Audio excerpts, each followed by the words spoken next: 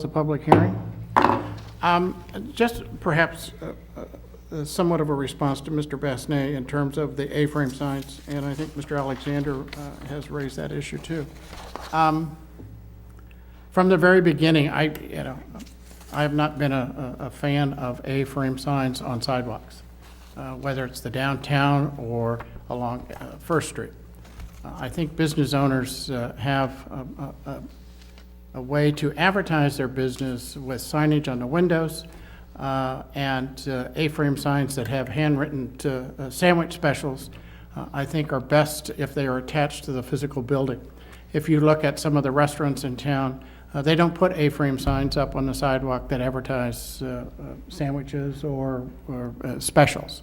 Now, for St. Patrick's Day, that one business put a banner attached to the wrought iron railing in front of their business. In fact, a couple of them have done that that are on that particular corner, advertising St. Patrick's Day specials, etc. My sense is that if I have a business, I'm going to advertise through not just an A-frame sign.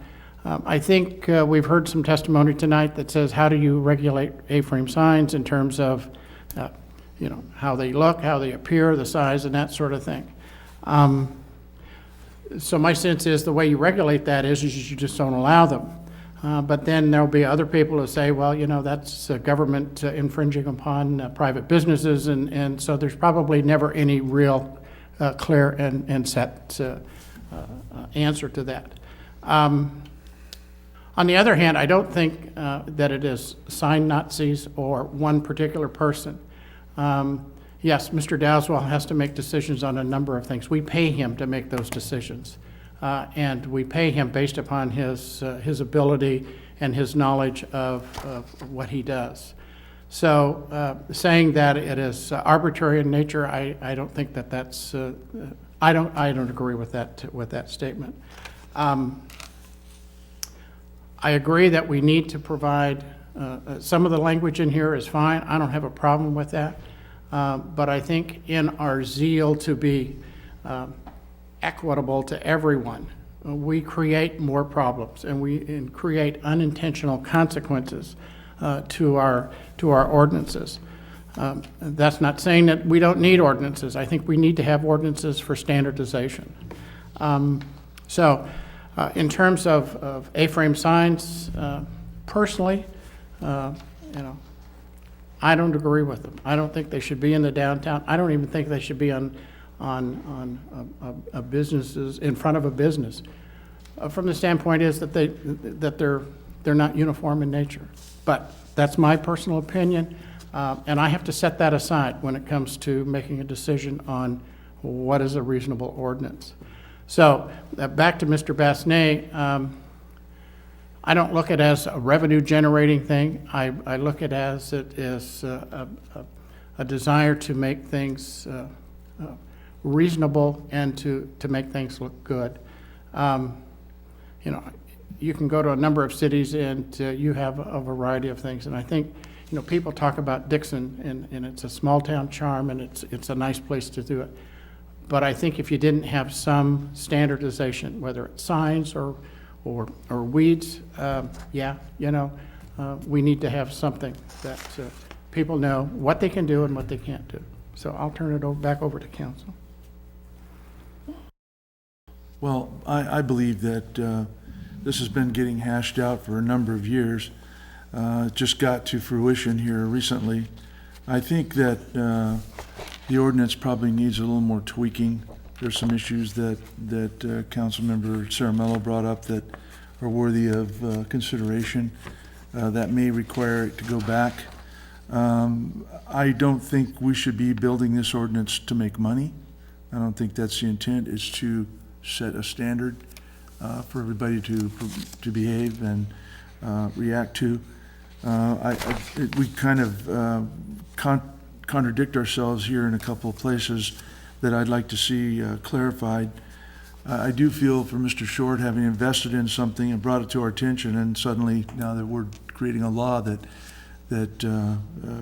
exempts him from using his vehicle. I think he did come up with a reasonable compromise that that people at the time could vote for. But however, I do feel that he's kind of been singled out here.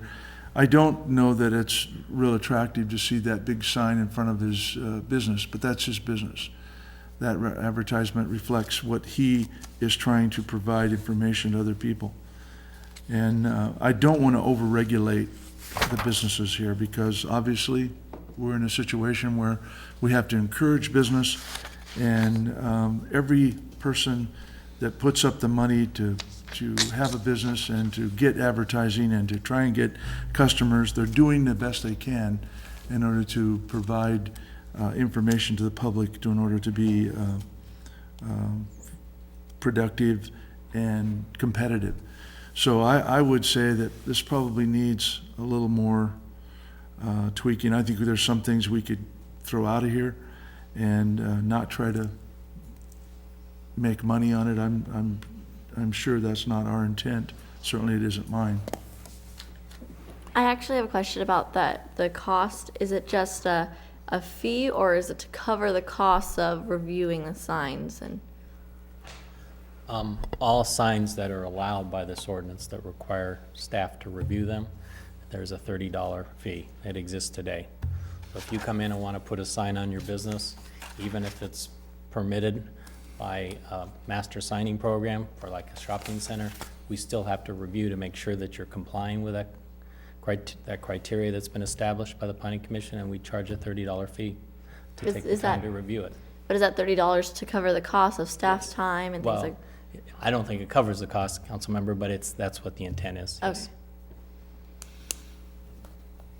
Yes. So we wouldn't be essentially making money off of this fee? It's not something we're We're going not to be? making money off of it. I can guarantee you that. Okay, so I just want to make sure, because it's not revenue generation. No, That's it what I'm is not saying. revenue generating. Well, I agree that there's probably some cleaning up that we can do on this, as far as, I just definitely want to get out of the way that it's not our intent to fee businesses just to get money. So I'm glad that you did clear that up. Mr. Chairman?